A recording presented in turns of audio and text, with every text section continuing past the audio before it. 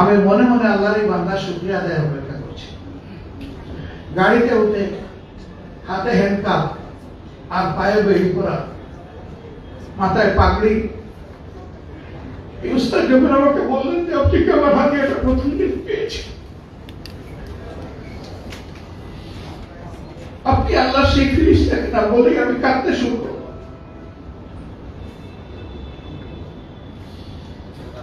আমার যদি শক্তি থাকতো ওনার পায়ের বেড়িয়ে আমার পায়ে লাগাইতাম, হাতে হ্যান্ড কাপে নিয়ে আমার হাতে পরাতাম। গাড়িতে আমরা 38 জন মানুষ ছিলাম। আমাকে পছন্দ হয় নাই কি কারণে আমি জানি না, আমি ছাড়া বাকি সকলের হাতে হ্যান্ড কাপ, পায়ে বেড়ি।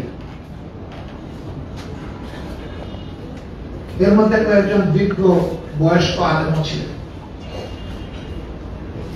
একজন আমাকে বললেন, আমি প্রথম দিন আপনার জন্য কিছু হাদিয়া পাঠিয়েছিলাম, আপনি কি পেয়েছেন?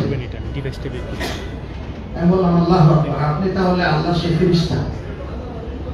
সেই দিন আমি খালি হাতে কিরানীগঞ্জে ঢুকেছিলাম বৃষ্টি ও ঝড় দ্বারায়, আর দিনটা ছিল 25শে ডিসেম্বর, কনকনে শীত, শীতে জমে যাওয়ার উপক্রম।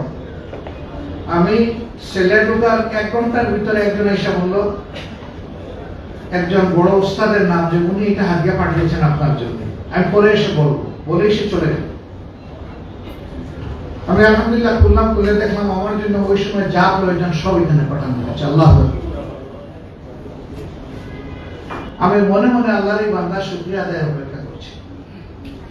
গাড়িতে উঠে হাতে হ্যান্ডকাপ আর পায়ে বেড়ি পরা, মাথায় পাগড়ি, উস্তাদ যখন আমাকে বললেন যে আপনি কি আমার হাতে একটা প্রথম দিন পেয়েছেন, আপনি আল্লাহ সেই ফিরিস্তাকে না বলেই আমি কাঁদতে শুরু করব।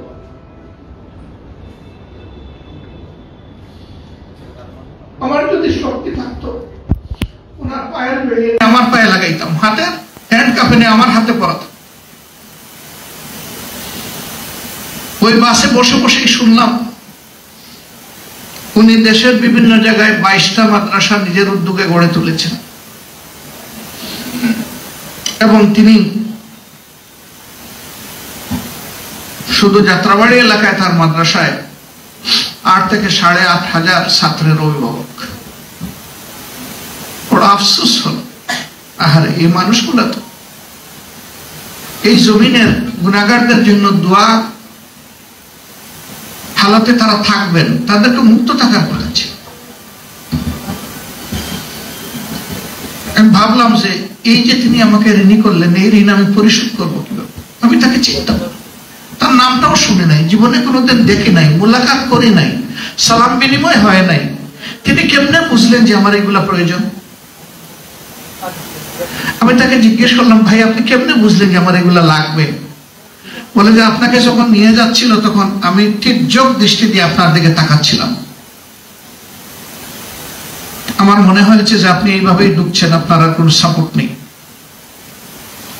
পরের দিন আমার জন্য জেল কর্তৃপক্ষের কিছু জিনিস এবং বাইরে থেকে কিছু জিনিস নিয়েছে। ওই রাত্রেই তো বরফ হয়ে যেত। বিশ্বাস করি এটা আমার জন্য নয়, আল্লাহর এই বান্দা এই কাজটা করেছেন মহান আল্লাহর জন্য। এরকম যদি মানুষের মধ্যে ভালোবাসার একটা পরিবেশ আমরা তৈরি করতে পারি, আল্লাহর এই জমিন আল্লাহর রহমতে ভরে যাবে ইনশাআল্লাহ। যেখানে মানুষ মানুষকে ভালোবাসবে এবং সম্মান করবে।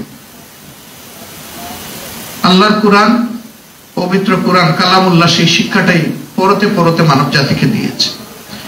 কিন্তু কপাল পোড়া মানব জাতি আল্লাহ তাআলার এই নিয়ামত থেকে বিমুখ হয়ে উল্টা দিকে দৌড়ানোর কারণেই দুনিয়ায় আজকে তামাম লাঞ্ছনা এবং অপদস্থতা আমাদের ঘাড়ে চেপেছে, বিশেষ করে উম্মতে মুসলিমার উপরে। বাংলাদেশ বলা হয় 91% মুসলমানের দেশ। যারা মুসলমান না তারাও আল্লাহর বান্দা, তারাও আশরাফুল মাখলুকাতের অংশ। তাদের দিনদারি, তার ঈমান, তার আকীদার জন্য সে আল্লাহর দরবারে দায়বদ্ধ। ইন্না ইলাইনা ইয়াবাহুম সুম্মা ইন্না আলাইনা হিসাবাহুম। তোমাদের সবাইকে আমার দিকেই ফিরে আসতে হবে, আর সেই দিন তোমাদের উপরে, তাদের উপরে আমার কর্তৃত্ব হবে তাদের কাছ থেকে হিসাব চুকে নেওয়া। এই হিসাবে কারো অংশীদারিত্বের প্রয়োজন আমার হবে না, কিন্তু মানুষ হিসাবে আমরা সকলের জন্য কল্যাণ কামনা করব। একই সমাজে সহনশীলতা এবং সমমর্যাদার ভিত্তিতে আমরা বসবাস করব। তাহলে কোন শ্রেণী, গোষ্ঠী, ধর্মীয় সম্প্রদায় আতঙ্কে থাকবে না। আলহামদুলিল্লাহ, 15.5 বছরের জ্বালাতন নির্যাতনের পরে এবার যে পরিবর্তন 5 আগস্ট হলো, আপনারা সাক্ষী। এই দেশের উলামায়ে কেরাম, মাদ্রাসার ছাত্র, বাংলাদেশ জামাত ইসলামী, ইসলামী ছাত্র শিবির বিশেষভাবে সকল ধর্মের মানুষের নিরাপত্তার দায়িত্ব এই জমিনে পালন করেছে। কেন? আমরা আল্লাহকে ভয় করি, দেশ এবং দেশের মানুষকে ভালোবাসি। এই জন্য আমরা চাইনি যে আমাদের দেশে কেউ বিপর্যয় সৃষ্টি করুক। যা হতে পারত, আল্লাহু আকবার, তার কিছুই হয়নি। তারপরেও ছিটাফোটা যা হয়েছে তার 99 কারণ হচ্ছে রাজনৈতিক, এটা ধর্মীয় নয়। এই 1% যেটা হয়েছে ওইটাও আমরা সমর্থন করি না।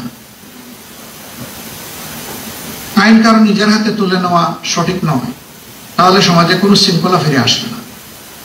এর রমাদান আল্লাহ তাআলা আমাদেরকে দিয়েছেন আমাদের গুনাহ খাতা পড়ে সাই করার জন্য।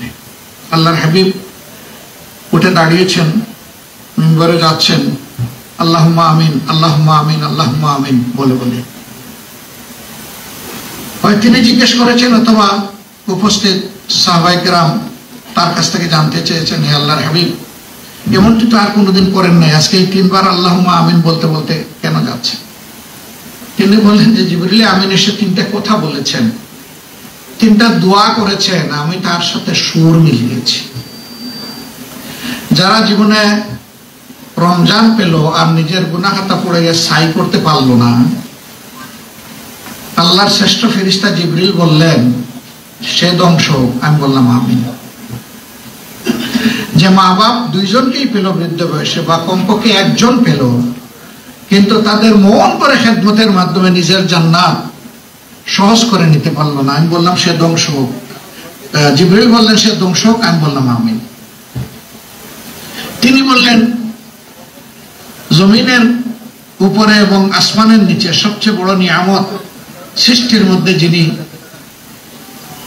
হে নবী, আপনার নাম শোনার সাথে সাথে যে আপনার উপরে সম্মান দেখে দুরূদ পেশ করলো না, সে ধ্বংস হোক। আমি বললাম আমিন। তাইলে এই রমজান কি সুখবার্তা, আনন্দের বার্তা আমাদেরকে নিয়ে এসেছে। মানুষ নফসের দুকায়, শয়তানের ওয়াসওয়াসায় ভুল করে ফেলি, গুনাহ খাতা নাফরমানি করে ফেলি। ঈমান এবং ইহতিসাবের সাথে এই রোজা যে রাখবে, আল্লাহর হাবিব বলছেন যে তার অতীতের সকল গুনাহ মুছে ফেলা হবে। এবারকার এই রমজান যেন আমাদের জন্য এই বার্তা নিয়ে আসে। এখানে এতিমদেরকে আমরা দাওয়াত দিয়ে তাদেরকে সম্মানিত করি নাই, আল্লাহু আকবার, আমরা সম্মানিত হয়েছি। আল্লাহর হাবিব মুহাম্মদ রাসূলুল্লাহ সাল্লাল্লাহু আলাইহি সাল্লাম আঙ্গুলের সাথে আঙ্গুল চেপে যেটা বলেছিলেন, এইটাই আমাদের আবেগ, যে জান্নাতে আমি আর আমার এতিমরা এরকম। আল্লাহু আকবার। তিনি বলেছিলেন আমিও এতিম। তিনি তো এতিম হয়ে দুনিয়ায় আসলেন, জন্মের আগেই তো পিতা চলে গেলেন। তো এই এতিমকে ভালোবাসা, সম্মান করা, এটা আমাদের ঈমানের অংশ, এটা সৌভাগ্যের ব্যাপার, এটা সবার কিসমতে হয় না। আপনারা যারা আপনাদের সন্তান তুল্য এতিমদেরকে এখানে নিয়ে এসেছেন, আমি মহান আল্লাহর শুকরিয়া আদায় করার পাশাপাশি আপনাদের প্রতি গভীর কৃতজ্ঞতা আদায় করছি। আমরা গিয়ে গিয়ে আপনাদের মাদ্রাসাগুলোতে ঘুরে ঘুরে যদি তাদের একটু মাথায় চুমু দিতে পারতাম, বড় ভালো লাগতো। সেটা সহজ করে দিয়েছেন আপনারা এখানে আসার মাধ্যমে। এর বিনিময়ে আপনাদেরকে এবং এই আইতাম বন্ধুদেরকে আল্লাহ তাআলা দুনিয়া এবং আখিরাত 2 জায়গায় ইজ্জত বাড়িয়ে দিন। আল্লাহ তাআলা আমাদের জমিনের উপরে রহমত নাজিল করুন, বাংলাদেশের উপরে শান্তির ফয়সালা দান করুন। দিন কায়েমের জন্য আমাদেরকে একদম কলবের সাথে কলব মিলিয়ে উখওয়াত, উলফত এবং মহব্বত আল্লাহ তাআলা আমাদের মধ্যে বেশি বেশি করে দান করুন। হিংসার শেষ চিহ্ন আল্লাহ তাআলা আমাদের মধ্য থেকে খতম করে দিন। বিনয়ের বিপরীতে অহংকার, এই নাপাকি থেকে আল্লাহ তাআলার কাছে শতভাগ আশ্রয় চাই। আল্লাহ বিনয় দিয়ে আমাদের কল্পকে পরিপূর্ণ করে দিন।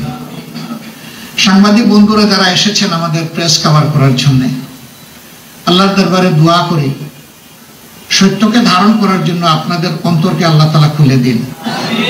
সত্যের উপর অবিচল থাকার তৌফিক দান করুন।